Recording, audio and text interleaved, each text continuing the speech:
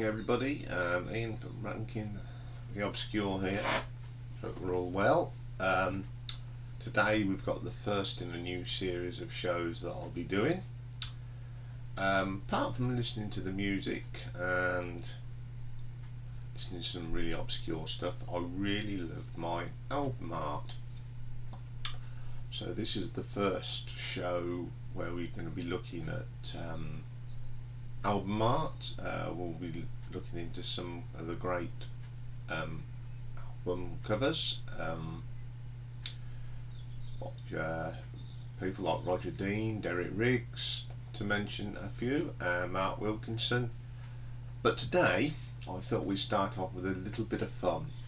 And I've gone through my very large record collection, and I have found 20 what I call stinker album covers.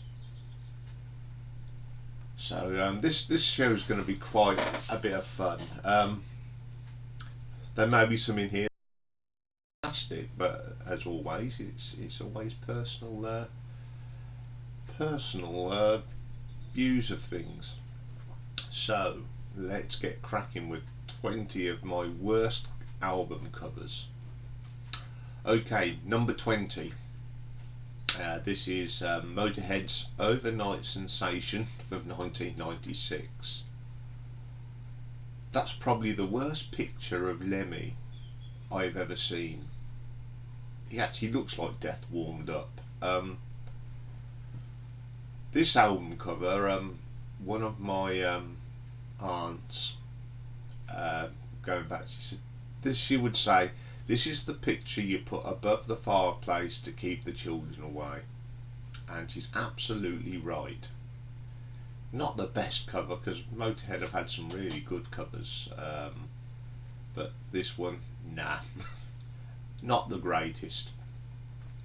Okay, number 19 in my dreaded list is 1976 album from Led Zeppelin, Presence. I just don't get this. What were they thinking? They're all staring at this thing in the middle. God knows what it's thinking.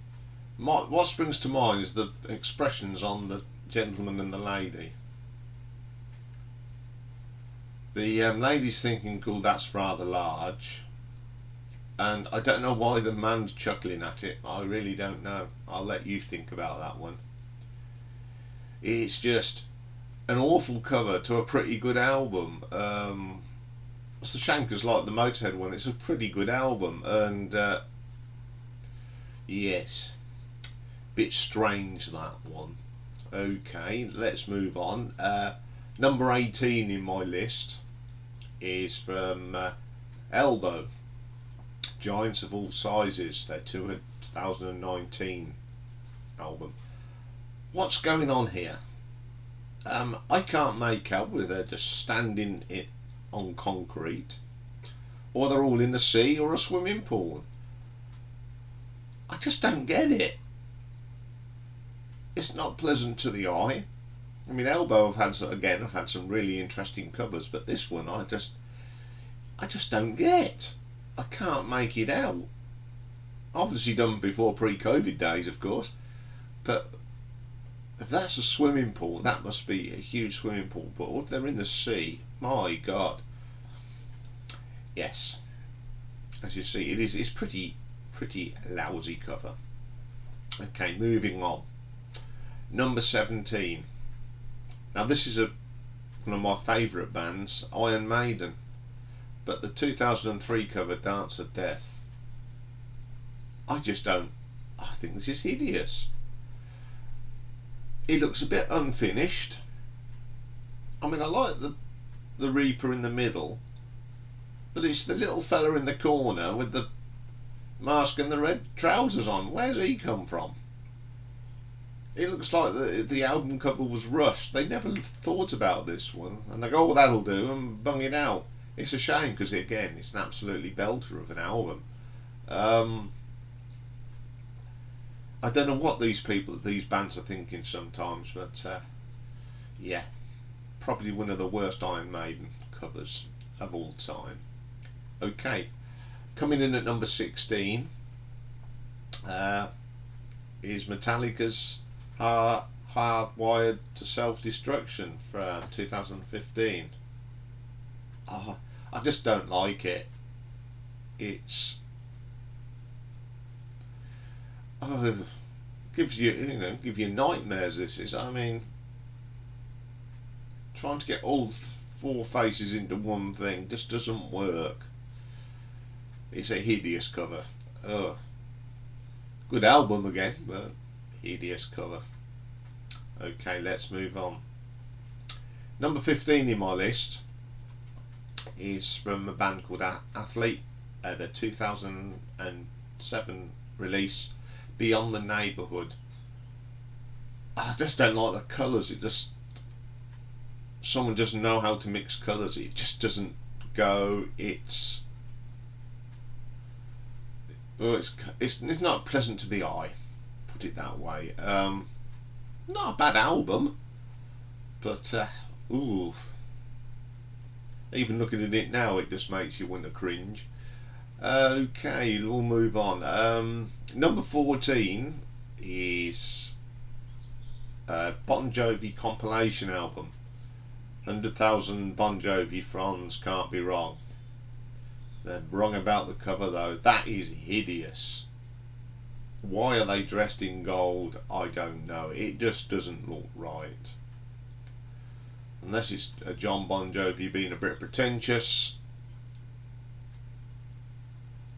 I mean, the rest of the band, I mean, Tico Torres just looks horrified. He doesn't look happy at all. I don't blame him being dressed in a gold jumpsuit.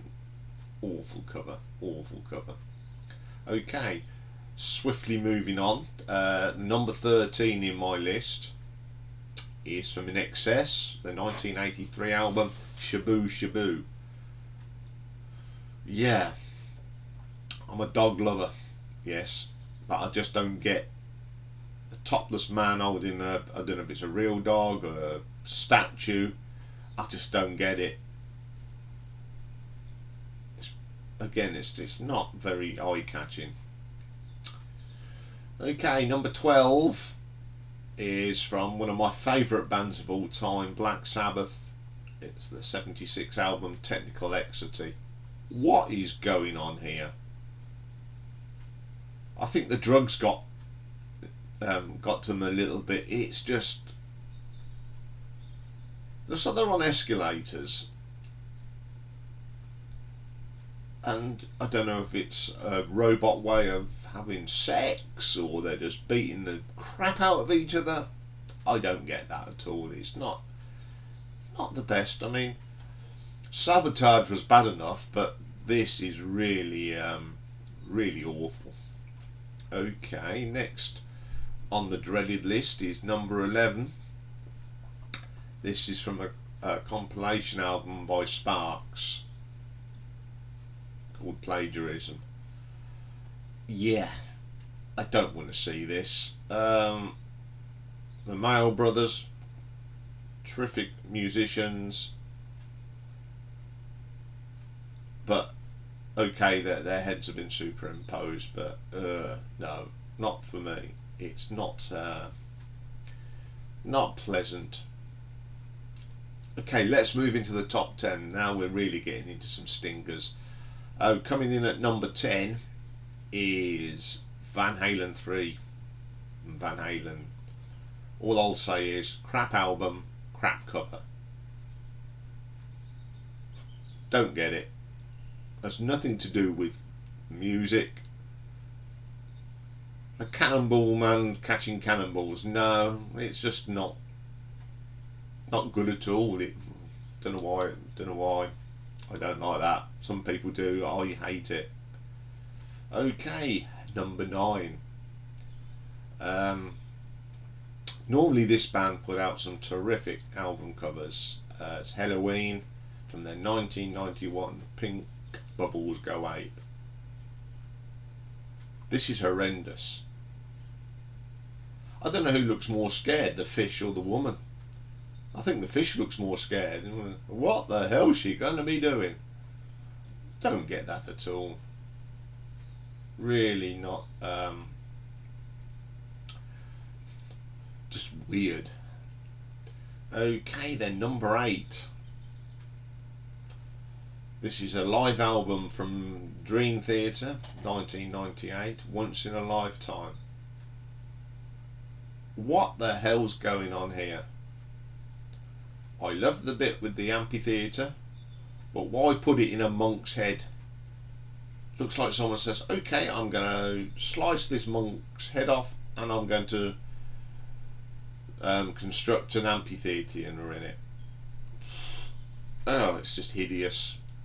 I just find it a bit off-putting.